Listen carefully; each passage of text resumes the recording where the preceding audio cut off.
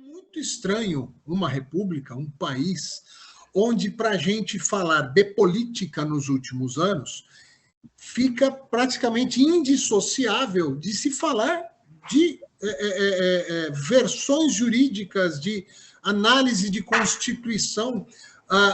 O Poder Judiciário, ele roubou a pauta da política, porque praticamente tudo que aconteceu de política nos últimos anos no nosso país passou pelo judiciário.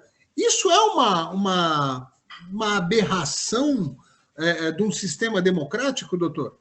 Veja o seguinte, apesar de me dar bem com os ministros da Suprema Corte, ter livros escritos com a maior parte deles, e ao mesmo tempo admirar o conhecimento jurídico deles, em matéria de doutrina constitucional, nós divergimos profundamente, não é? Eu venho de uma corrente de que nos sistemas presidenciais de governo, os presidencialistas, nós temos uma nítida separação de poderes. E nessa nítida separação de poderes, o Poder Judiciário é um poder técnico. Poderes que representam o povo são o Legislativo e o Executivo, e as constituições dos países presidencialistas dizem que o soberano, na verdade, é o povo representado pelo Executivo e pelo Judiciário. Os sistemas parlamentares de governo, se está em Portugal é um parlamentarismo mitigado, mas é um parlamentarismo. Inclusive, o presidente, o professor Marcelo Rebelo de Sousa, é um queridíssimo amigo, até porque aconteceu algo muito interessante, doutor Eudes. Em 1981 e 82, eu fui presidente da Academia Lusíada de Ciências, Letras e Artes. E pelo estatuto da academia teria que se fazer a alternância, ora um português, ora um brasileiro. E quando eu estava terminando a minha presidência, o professor Baltazar Rebelo de Sousa, pai do presidente Marcelo, me procurou se ele podia ser o candidato. Uma figura extraordinária, com uma cultura muito... Eu disse que é o maior prazer de apoiar a candidatura. Aliás, foi eleito por unanimidade. Em 82 é que eu conheci o Marcelo, quando ele veio ao Brasil para a posse do pai dele. E daí a amizade continuou, inclusive a ordem de Dom Henrique, ele fez questão do infante Dom Henrique, ele mesmo colocar no meu peito fazendo menção. Então eu gosto muito, e aliás, considero um grande constitucionalista. Mas o que ocorre? Na Europa nós temos fundamentalmente um sistema parlamentar de governo em todos os países. No parlamentarismo, e eu sou parlamentarista, não sou presidencialista, presidi um partido parlamentarista de 62 a 64, nos sistemas parlamentaristas não há uma nítida divisão de poderes, como existe no presidencialismo. Nós temos o governo normalmente sai do parlamento, nós podemos ter na separação de chefia de governo e chefia de Estado, o chefe de Estado será até eleito, ser um monarca, ou ser eleito, inclusive, pelo próprio parlamento, mas, de rigor, o chefe de governo sai necessariamente do legislativo. E em grande parte dos países parlamentaristas tem um tribunal constitucional. O tribunal constitucional não chega a ser um tribunal do Poder Judiciário e nem chega a ser um tribunal do Poder Legislativo. Não há um tribunal de contas que está sempre vinculado ao Legislativo. É um tribunal em que ele tem que definir o que é constitucional, os temas constitucionais. Portugal tem um tribunal constitucional, a Itália tem um tribunal constitucional, a Alemanha tem um tribunal constitucional. E a teoria que se desenvolve nessa não nítida separação de poderes, há uma zona limítrofe, é de que muitas vezes o Tribunal Constitucional ele pode ter uma atuação, entende, até legislativa, até de conduzir o legislativo a tomar determinadas posições, porque é um tribunal vinculado aos dois poderes, ao Poder Judiciário e ao Poder Legislativo. Os modernos ministros do Supremo Tribunal Federal, principalmente por orientação do ministro Gilmar Mendes e do Alexandre de Moraes, e, enfim, o Luiz Roberto Barroso, que são grandes constitucionalistas, eles estão aplicando no Brasil a teoria da jurisprudência constitucional, que é essa teoria doutrinária pela qual se pode... E com isto, o que tem acontecido?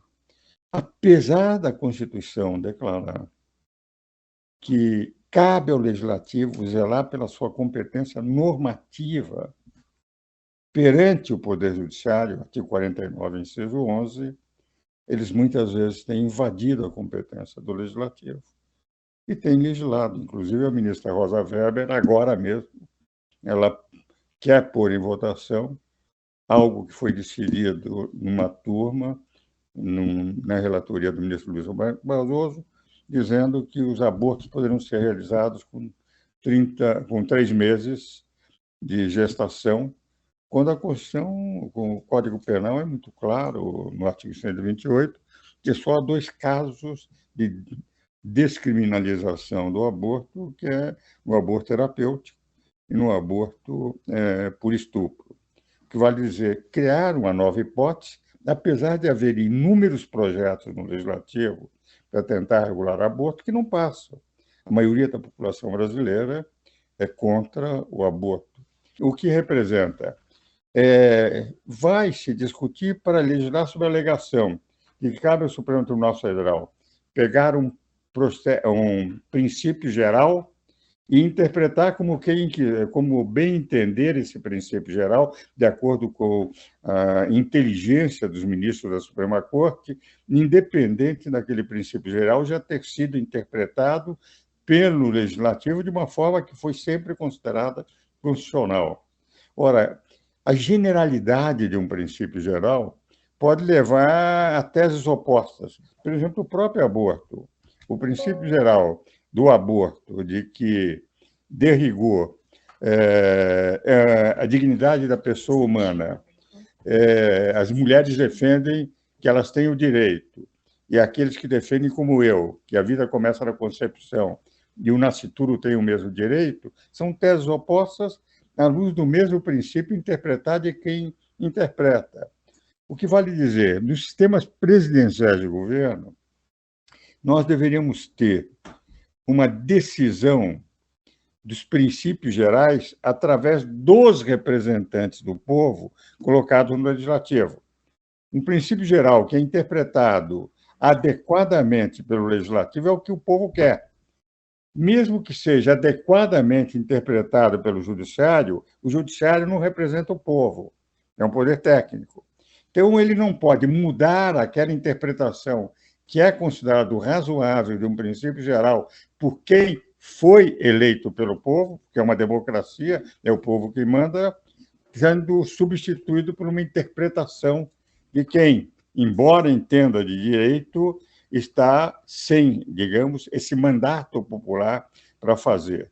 Então, sempre que o Supremo passa a legislar sob a alegação de que aquilo que sempre prevaleceu não é incorreto, mas eles têm que atender um princípio geral que eles interpretam dessa forma, eles invadem a competência.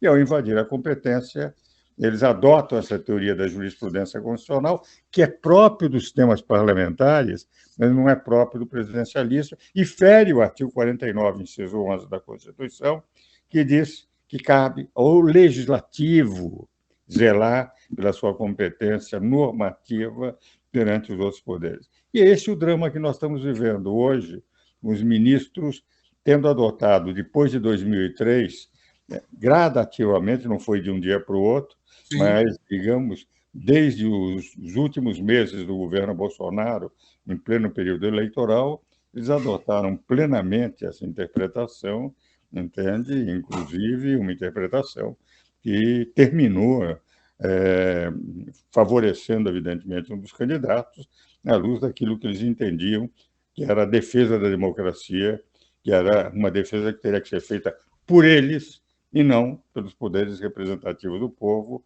que são legislativo e executivo.